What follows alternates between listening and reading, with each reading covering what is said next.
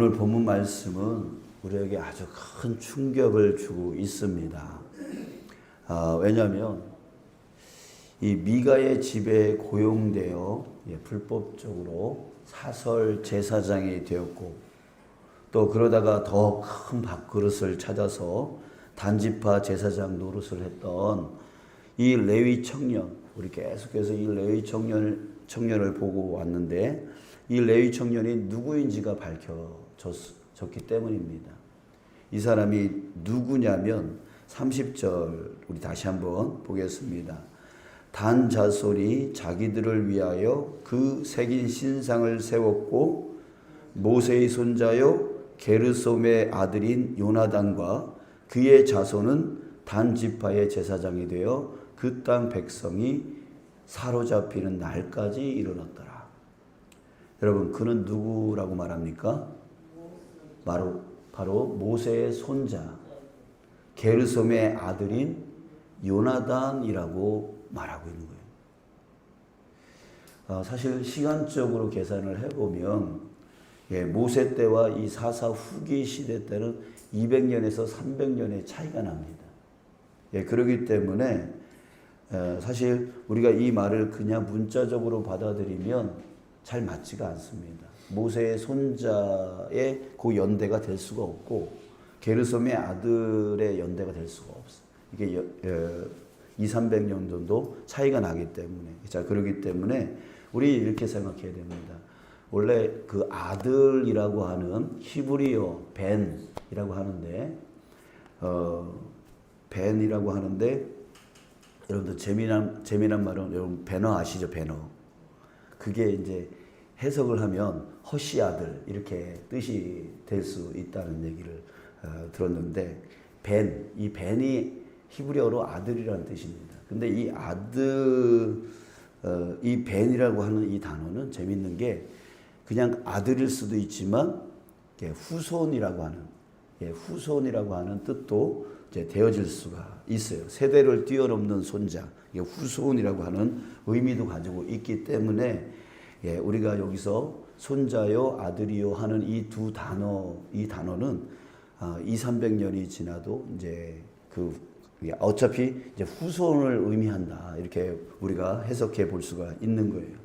자, 그럼에도 우리가 충격적인 건 뭐냐면 이 레위 청년이 누구의 후손이다? 모세의 후손이다. 모세의 혈통을 가지고 있다라는 얘기예요. 그러니까 모세의 혈통 출신이 지금까지 미가의 집에 사설 제사장으로 임명돼서 각종 우상을 섬기고, 동시에 우상을 상징하는 그 거짓 성물들을 섬기면서 영적 일탈을 자행했다는 것입니다. 이게 더군다나 그의 이름이 뭐라 그랬어요? 요나단이라고 했어요. 요나단. 이 요나단은 하나님이 주신 선물이라고 하는 뜻입니다. 자, 그는 하나님이 주신 선물로서의 삶이 아니라 하나님이 주신 선물을 팽개치고 내팽개쳐버린 그 삶을 살았던 것이에요. 말 그대로 요나단은 자기 이름을 욕되게 하는 삶을 살았습니다. 하나님이 주신 선물로서의 삶을 내팽개쳐버리고 자기 이름을 욕되게 만들었어요. 게다가 모세 가문의 이름에 먹칠을 했습니다. 자, 그런데 이게 다가 아니에요.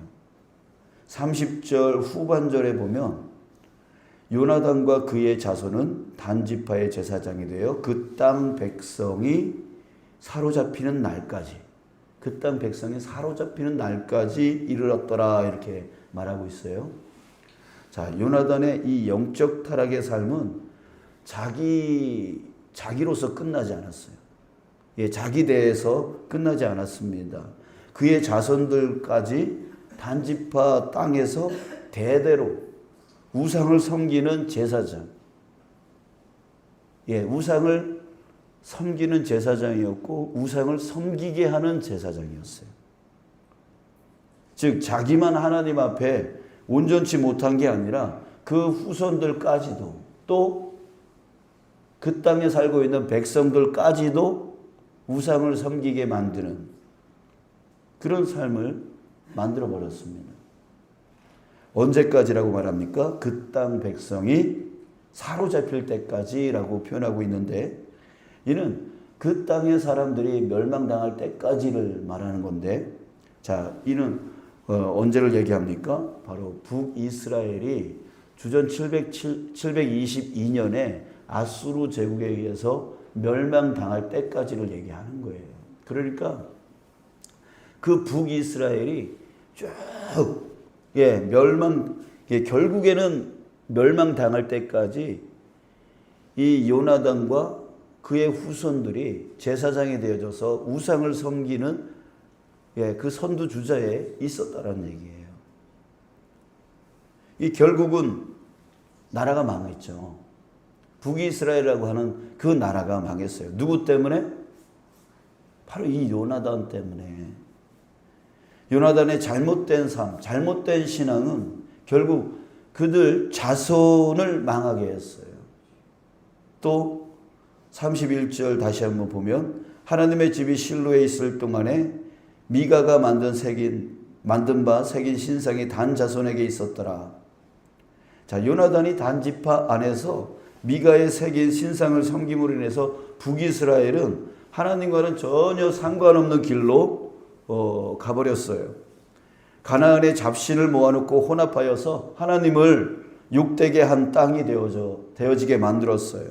결국 요나단은 북이스라엘이 멸문지화된, 결국 멸망당하는데 결정적 역할을 하게 되었습니다. 자, 사랑하는 여러분, 오늘 이 본문을 통해서요, 우리 다시 한번 각성했으면 좋겠습니다. 우리 자신의 신앙을 다시 한번 돌아봤으면 좋겠어요. 오늘의 나라고 하는 이 한 사람의 신앙이 나만의 문제로 끝나지 않는다는 거예요. 나의 이 잘못된 신앙이 나의 자손, 나의 후손들에게까지, 또한 나의 나라에까지 영향을 끼칠 수 있다라고 하는 것을 우리가 이 레위 청년 요나단을 통해서 우리는 깨달아야 됩니다. 요나단은 하나님이 주신 선물이라는 이름이었지만 하나님이 주신 선물로서의 올바른 삶을 살지 않았어요. 그것 때문에 그와 그의 후손이 멸망하였고, 그리고 그 지파와 그 나라도 망해버렸습니다. 여러분, 세상 사람들은 우리를 어떻게 부르죠? 그리스도인이라고 부릅니다. 크리스찬이라고 부릅니다. 여러분, 이것이 뭐예요? 바로 우리의 이름이 되어진 거예요. 우리의 이름이 되어진 거예요. 우리의 목사, 장로, 권사 이런 직분은 우리의 이름이 아니에요. 우리의 이름은 바로 그리스도인, 바로 크리스찬입니다. 그리스도인이에요. 세상 사람들과 구별된 그 이름을 가지고 있습니다. 이 이름의 뜻이 뭐예요? 그리스도인. 이름의 뜻이 무엇입니까? 바로 예수님을 닮은 사람이란 뜻이에요. 또 예수님을 쫓아가는, 예수님을 따라가는 사람. 이게 바로 그리스도인이라고 하는 그런 뜻입니다. 자, 그러면 우리는 어떻게 살아야 되죠? 어떻게 사는 것이 올바른 삶입니까? 바로 예수님을, 그리스도이신 예수님의 그 성품을 매일매일 닮아가는 삶. 나라고 하는 존재를 드러내는 삶이 아니라 나라고 하는 존재를 죽이고 예수님을 닮아가는 삶. 그게 바로 우리가 살아가야 될 삶인 거예요. 요나단이 하나님이 주신 선물이라고 하는 그 이름에 따라서 살아가야 되듯이 우리도 그리스도인이라고 하는 그 이름을 갖고 예수님을 매일매일 닮아가는, 예수님의 성품을 닮아가는 그런 자가 되어야 되고, 또 예수님이 가신 길, 그 길을 우리도 묵묵히 따라가야 되는 거예요. 거기서 벗어나면 안 되는 거예요. 예수님의 길은 어떤 길이었습니까? 나 같은 죄인을 구원하기 위해서 그 하늘 보좌를 포기하시고 이 땅 가운데 사람의 모양으로 오신 분이고, 또 인간보다 더 낮은 자리로 내려 십자가로 나아가서 나 살리려고 자신의 생명까지도 아끼지 아니하셨던 분이 바로 예수님의 길이셨습니다. 자, 그렇기 때문에 그리스도인의 삶이란 바로 그런 삶이에요. 낮은 대로 임해서, 낮은 대로 임해서 섬기는 것. 그리고 영혼 구원. 그것이 바로 우리 그리스도인의 제1순위의 삶이 되어야 된다고 하는 거죠. 나로 인하여 다른 영혼들이 구원되어지게 하는 것. 이것이 바로 우리의 1순위의 삶이 되어져야 되는 거예요.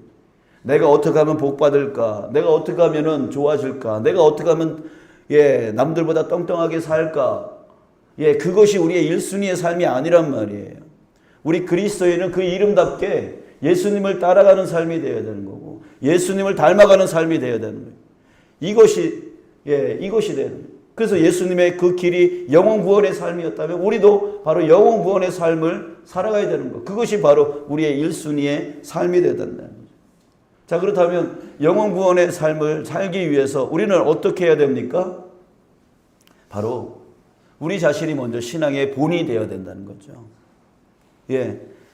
뭐 말을 잘해가지고 지식이 많아가지고 다른 사람들에게 예수가 이런 사람이야 라고 논문을 써가지고 설명을 잘하는 것, 이것이 중요한 게 아니에요. 우리가 아무리 말을 잘할지라도 그 사람 안에 삶이 보여지지 않는다면 그 말에는 권위가 없습니다. 아유, 저 사람들은 말만 잘해, 이런 소리만 듣는 것이죠.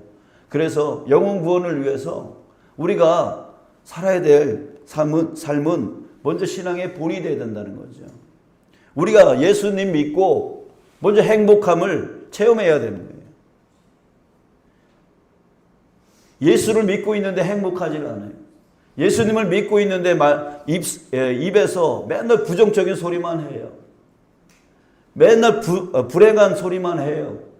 그 얼굴은 찌부러져 있고, 그 삶은 힘겨워만 하고 있습니다. 예수님을 믿는다면서. 그런 사람이 아무리 말을 잘하고, 아무리 설명을 잘하고, 아무리 지식이 많아도 그 말에 어떤 권위가 있겠습니까? 여러분, 정말 예수님을 믿으면 행복한 거 맞습니까? 예수님을 믿으면 정말 행복한 거 맞아요? 우리 방금 전에 찬송 불렀는데, 태산을 넘어 헝곡에 가도 빛 가운데로 걸어가면, 예수님과 함께 걸어가면 행복하대요. 그 찬양 불렀어요. 주님과 함께 동행하면 그 어디나 하늘나라라고 우리 불렀습니다. 맞습니까? 정말 예수님과 함께 동행하고 예수님을 정말 믿는 삶은 행복한 삶 맞습니까? 그러면 그에 합당한 삶을 우리가 살아내야죠. 그래서 살아갈 수 있어야 되는 거죠. 그럴 때 나로 인하여 빛이 드러나고 주변 사람들이 나를 통하여 예수님을 보게 되어지는 거죠. 하나님을 보게 되어지는 거죠. 여러분, 먼저 여러분들이 행복하기를 주님의 이름으로 축복합니다. 우리가 예수님을 믿는 믿음의 그 신앙의 본이 나로 하여금, 여러분들로 하여금 드러나기를 간절히 소원합니다. 여러분, 그것이 우리 안에서 끝나는 문제가 아니에요. 요나단이 온전한 삶을 살지 못함으로 인하여 그의 후손들, 그의 지파, 그가 소속되어 있는 그 나라가 멸망되어 버렸어요. 여러분, 반대로 본다면 내 신앙의 본이 나의 후손들에게, 내 주변 사람들에게, 또 이 지역과 이 도시와 이 나라에 끼쳐질 그 영향은 엄청난 겁니다. 에휴, 나 하나쯤이야. 이게 문제가 아니에요. 이게 아니에요. 우리가 어떤 모습을 보이느냐, 나 자신이 어떤 신앙의 모습을 보이느냐가 내 후손들에게도, 내 이 지역 사람들에게도, 이 도시, 이 나라 사람들에게도 영향이 되어질 수 있다라고 하는 것입니다. 자, 사랑하는 여러분, 우리 가정과 후손이 하나님의 복을 받는 것은 바로 누구로부터 시작됩니까? 바로 나로부터 시작된다라는 거. 여러분들 꼭 기억하시길 주님의 이름으로 축복합니다. 그래서 우리가 먼저 정말 예수님을 믿는 그 믿음 안에 더 강건하여져서 진정한 행복이 이런 거구나. 예수님을 믿는 그 행복이 바로 이런 거구나 라고 하는 것을 먼저 체험하며 살아가는 저와 여러분들 되시길 주님의 이름으로 축복합니다. 아멘. 그래서 그 모습을 갖고 나아가 주님을 비출 수 있고 주님의 맛을 드러내는 저와 여러분들 되어져서 우리 영혼 구원의 열매를 많이 맺어 나가는 우리 모두가 되어지기를 주님의 이름으로 축복합니다.